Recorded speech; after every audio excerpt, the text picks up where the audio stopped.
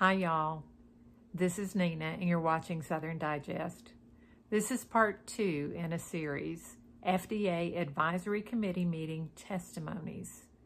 This one's pretty interesting.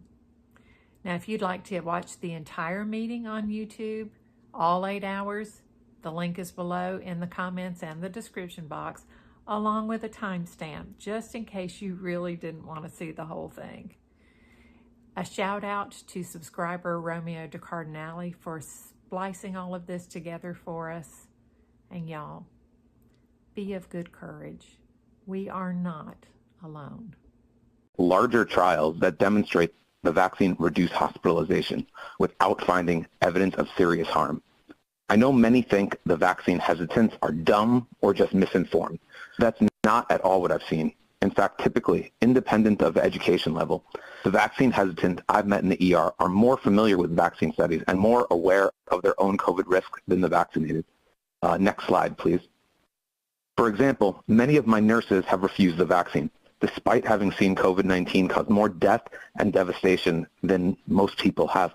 I asked them why refuse the vaccine.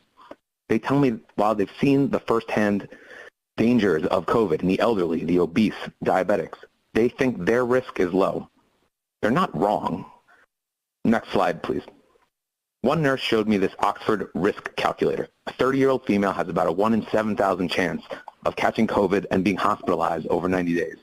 She asked me, can I assure her that the studies found her risk of serious harm from the vaccine is lower than her risk of hospitalization? The truth is I can't. Our trials weren't big enough. They weren't big enough to identify the vaccines cause myocarditis, yet now we know they do. Next slide, please. A recent observational study suggests the risk of vaccine-induced myocarditis in young males is higher than their risk of hospitalization from COVID. Is this true? We don't know. It's based on observational data. To know it's not true, we need a large trial that proves the vaccines reduce hospitalization more than they cause myocarditis in this age group. Next slide, please. The former FDA commissioner said the original premise of the vaccine was to reduce death and hospitalizations. And that was the data that came out of the initial clinical trials. Except, as you all know very well, and unfortunately, so did my nurse, the initial clinical trials did not find a reduction in death or hospitalization, likely because they were inadequately powered. Yet the former commissioner is correct that the initial trials should have been powered to find a reduction in hospitalization. Next slide, please. We need your help on the front lines to stop vaccine hesitancy. Demand the booster trials are large enough to find a reduction in hospitalization. Without this data, we, the medical establishment, cannot confidently call out anti-COVID vaccine activists who publicly claim the vaccines harm more than they save, especially in the young and healthy.